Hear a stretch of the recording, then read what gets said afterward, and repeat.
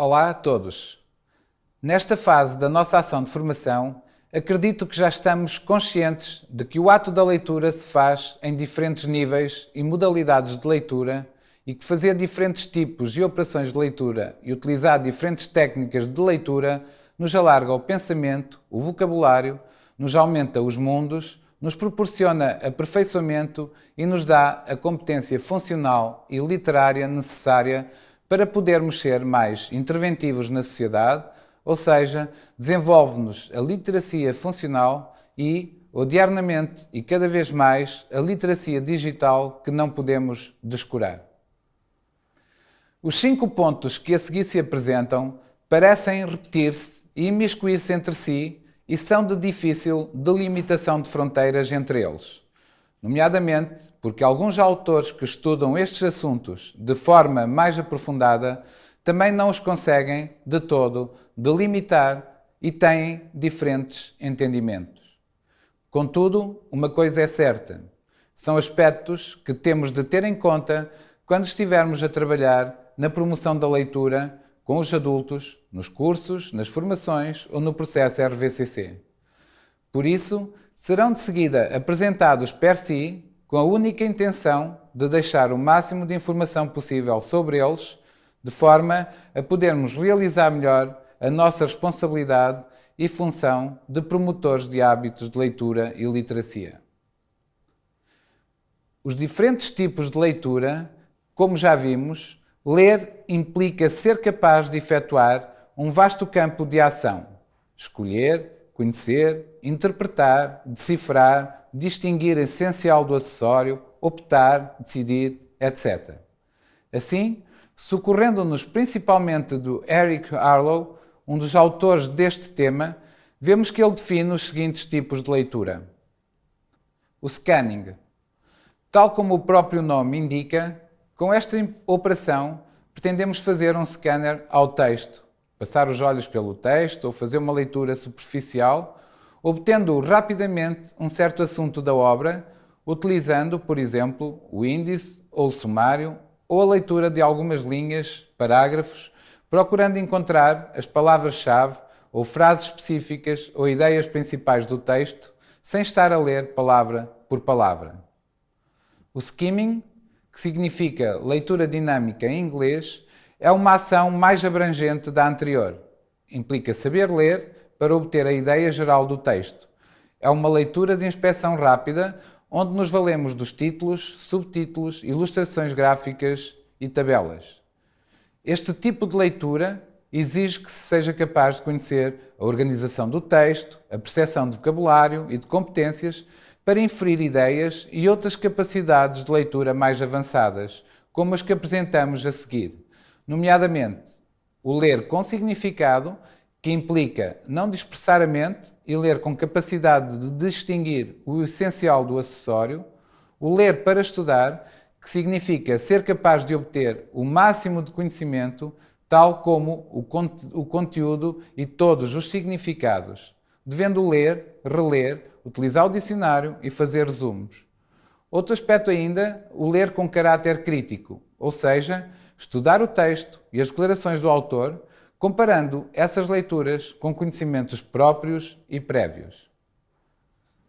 Relativamente aos níveis de leitura, e chamando uma vez mais a atenção para o facto de parecer que nos vamos repetindo na explanação deste processo de ler e promover a leitura, aquilo que importa salientar é que a maior parte dos autores que estudam este fenómeno da leitura destacam que o leitor deve considerar que a leitura é seletiva e que há vários modos de a realizar, sempre de acordo com a finalidade, objetivo do que queremos e estamos a ler.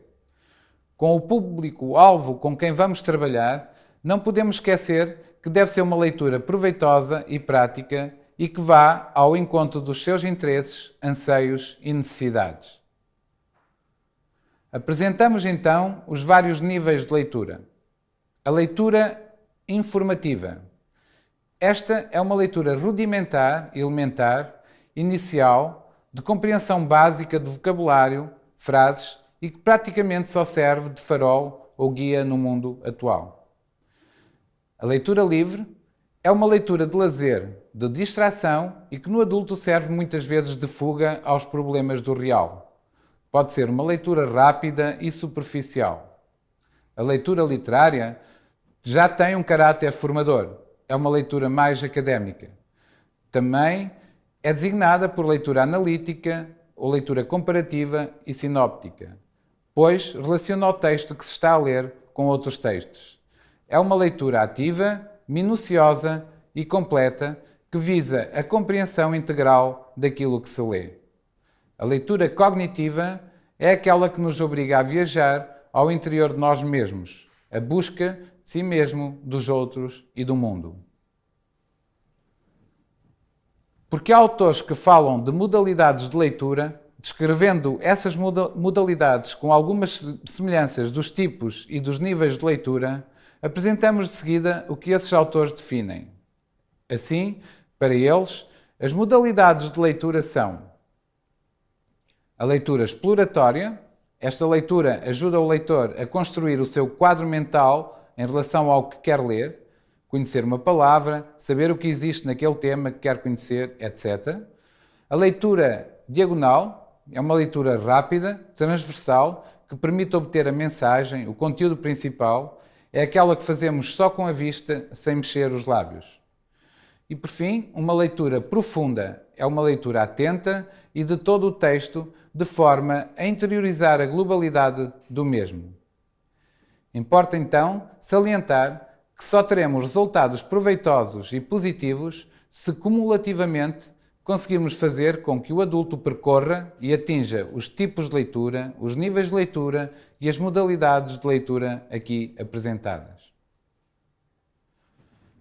Importa agora também falar de operações de leitura como forma de promover a leitura e a literacia. Todo aquele que lê efetua, de acordo com Kriegel, as operações que a seguir se apresentam.